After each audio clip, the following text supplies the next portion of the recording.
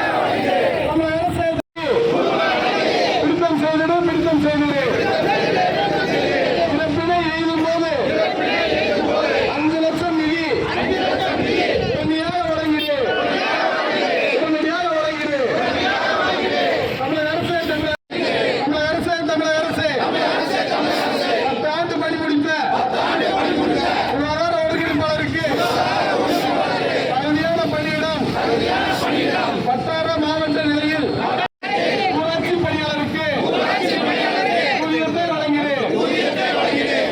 வழங்கினேன்.